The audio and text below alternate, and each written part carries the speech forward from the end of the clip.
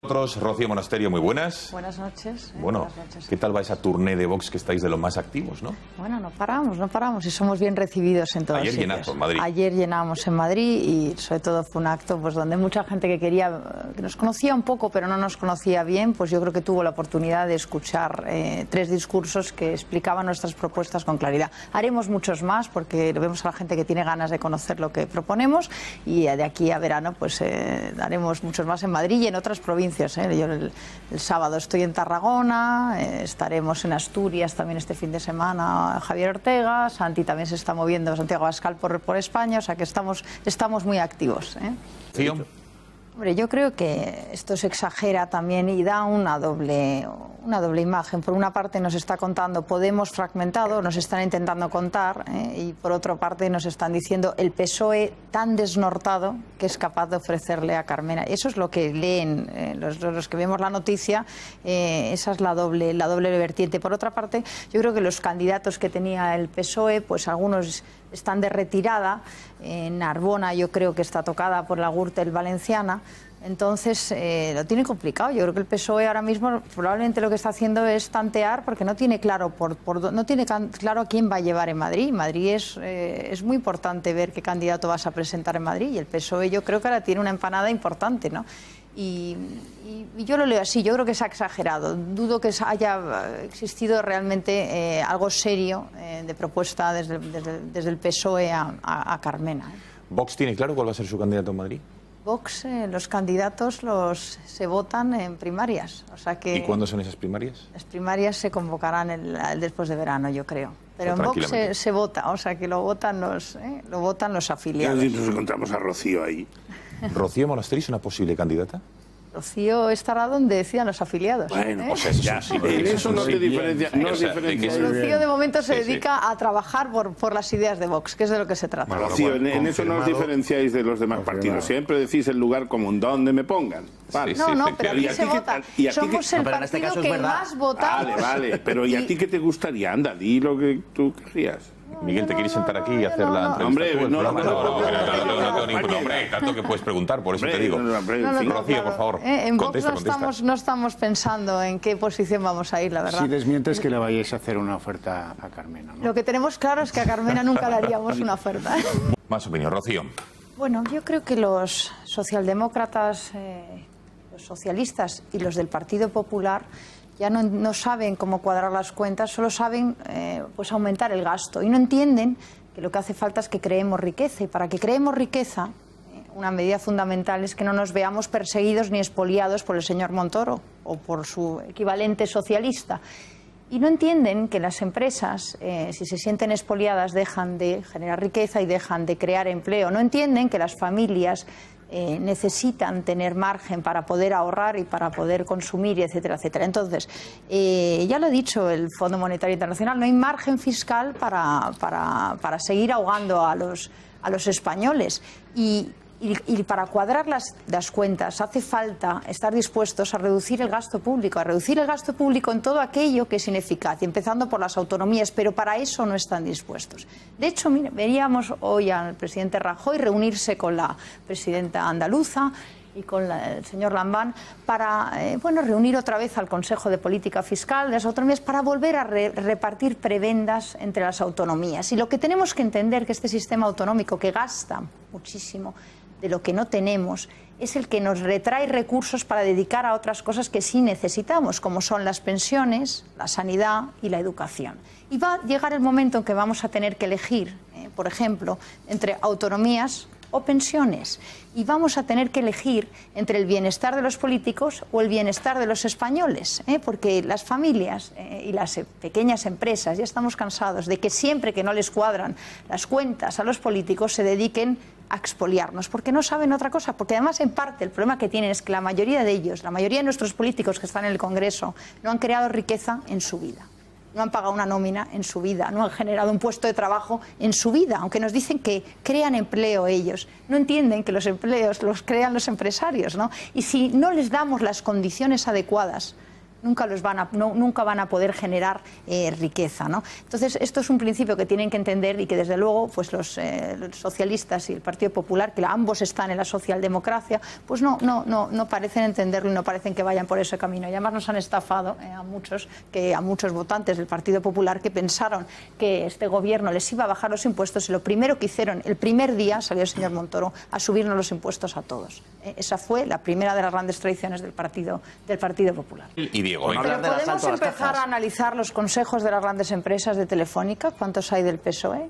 Por ejemplo, los tiene colocados a todos. Habláis de los consejos y los salarios, pues vamos a empezar a hablar de las grandes empresas y de las eléctricas. Se analizan. ¿Cómo colocan el PP y el PSOE a sus políticos en los consejos? Es vergonzoso. Es vergonzoso. De eso podríamos hablar, de eso podríamos hablar, cómo se reparten, y cuando salen del poder dice, y ahora me colocas a este y me colocas a este otro. Y desde estas empresas que controlan, aparte de la publicidad institucional, controlan un montón de cosas, controlan, regulan, etcétera, etcétera, a otras empresas, pues siguen haciendo política desde esos consejos. Entonces a mí me gustaría ver a Pedro Sánchez hablar de sus amiguitos colocados en Telefónica, en Iberdrola, en Fenosa, etcétera, etcétera. Rocío, yo es que de verdad no quiero que parezca que yo defiendo al Partido Socialista, claro, pero en este caso concreto el PSOE ha aprobado una medida en su programa contra las puertas giratorias que el señor Sánchez le ha granjeado un buen cabreo de su pero hay un error de partida y es pensar que la riqueza es una tarta limitada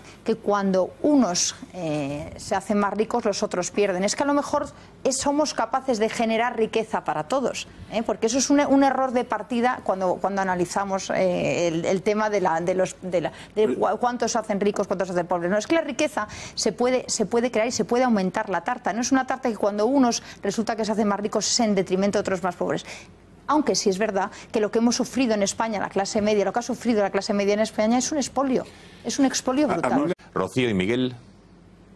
Bueno, yo creo que lo primero, es intolerable que un ministro del gobierno español, estando en medio de un procedimiento judicial en que se está precisamente enjuiciando el golpe de Estado que hemos sufrido en España y que estamos sufriendo, se atreva y sea tan irresponsable como para hacer unas declaraciones como las que hizo el lunes, dando una coartada precisamente a los golpistas.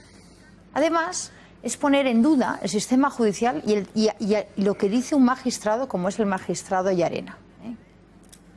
Que eso también por parte de un ministro a mí me parece muy serio, sobre todo cuando nuestro gobierno, cuando quiere separarse del Poder Judicial, bien dice que es modélico la actuación de la justicia, por ejemplo, cuando se trata de la alemana, que eso se lo hemos escuchado al presidente Rajoy. Cuando es la alemana es modélica, pero cuando resulta que es el magistrado Llarena el que dice y el que requiere que hay que traer a Puigdemont por no solo rebelión sino malversación, entonces aparece un ministro del gobierno español poniendo en duda que el magistrado esté haciendo bien su trabajo. A mí esto me parece brutal. Por otra parte, la documentación que tiene el magistrado Llarena viene de un procedimiento judicial que es el del juzgado 13, que es la acusación, la querella que comienza Vox hace ya unos meses, y eso da lugar a muchísimas investigaciones que lleva la Guardia Civil, y es la que ahora mismo obra en poder del magistrado Llarena. Y en base a esa documentación,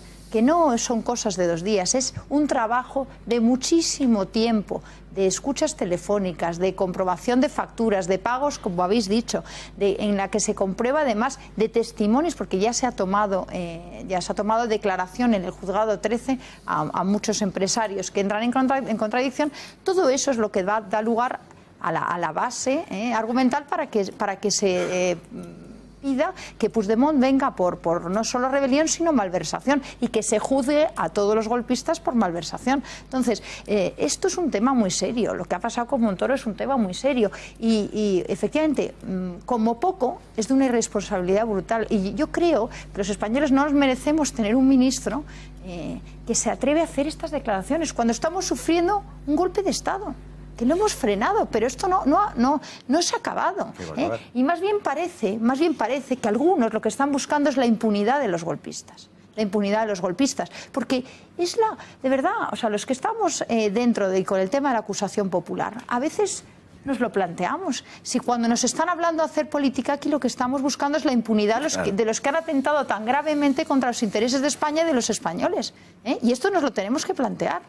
porque si no, no se entiende. Ya lo han hecho. Estaría bien que las instituciones que tienen que facilitar información cuando uno está en procedimiento judicial la facilitaran de facto, porque a lo mejor es que se les ha solicitado muchas veces y se les ha requerido y no la han querido dar. Esto es un hecho, se le ha solicitado información. Ya verás es que resulta que, claro, efectivamente la investigación se puede hacer de una manera más fácil o más difícil, pero lo que resulta increíble es que instituciones que tienen que dar información bueno, pues se hagan como si no hubieran recibido esas cartas, sobre todo cuando estamos hablando de un tema tan serio como es un golpe de Estado. Eso es lo que pasa. Entonces, ya veremos cómo acaba esto, pero lo que tienen que tener ustedes claro es que el señor Puigdemont, en el momento que pise España, va a tener que responder por rebelión y malversación. Y desde luego, si no se consigue que Alemania acepte la euroorden por rebelión y malversación, entonces se retirará y acabará el señor Puigdemont desterrado de por vida en Alemania. Claro, no, es que sí, porque lo que no se puede admitir es que un juez alemán nos esté dando lecciones. Me estoy metiendo en un lío jurídico importante. Pero es que a lo mejor el gobierno tenía que haber hecho algo al respecto y haber defendido un poquito la dignidad nacional. Claro. O sea, un juez de Schleswig-Holstein no se puede meter en el fondo de la cuestión. Sencillamente eso. Es si usted en su ordenamiento jurídico tiene una figura jurídica como la que yo le demando, sí o no. Esta es la cuestión. No entrar en esta, no entrar a hacer de Supremo el Supremo y que encima Rajoy diga que están actuando como una democracia, vamos, del recopete. Bueno, hombre, levántate, Rajoy, no estés siempre de rodillas. Sí, Rocío. Bueno, yo creo que los acusados han renunciado a defenderse con argumentos legales, simplemente se han dedicado a hacer política dentro del Supremo, ¿no? Y eso incluso yo creo que ha sorprendido hasta a sus propios abogados. Porque deben pensar que alguien les va a dar un rescate político, porque es inexplicable. Por otra parte, realmente lo del juez alemán ha sido un ataque y una bofetada brutal. Por cierto, que el tribunal alemán dice ahora que no descarta el delito de rebelión contra Puigdemont. Lo digo porque aquí ya, o sea, encima ya el cambio de criterio es que es brutal. Una noticia de esta misma tarde. El tribunal, el juez alemán no tiene que entrar a valorar en profundidad por los delitos que se le imputan a Puigdemont. Lo que tiene que hacer simplemente es aprobar la orden de extradición y mandarnos a Puigdemont, igual que nosotros hemos mandado, nosotros a Alemania le hemos mandado a todos los supuestos delincuentes que nos requerían, sin entrar a valorar a fondo si eran yihadistas o no eran, no sé qué, simplemente se les ha mandado. No, es que por el principio de reciprocidad solo. España ha mandado a muchísimos requeridos por Alemania sin entrar a fondo. Rocío, que piense después le rebates, evidentemente. Sin entrar a fondo sobre la... Así siempre ha sido, así siempre se han portado. Que lo manden plumado. No, así siempre hemos mandado a los que nos requerían en Alemania. ¿Y aquí qué ha pasado? Que un juez tiene que empezar a enmendar la plana y a poner en duda lo que dice un magistrado español. ¿Qué pasa? Que cuestiona nuestro sistema de justicia. ¿Qué pasa? Que es una falta de respeto a España brutal. No, sí.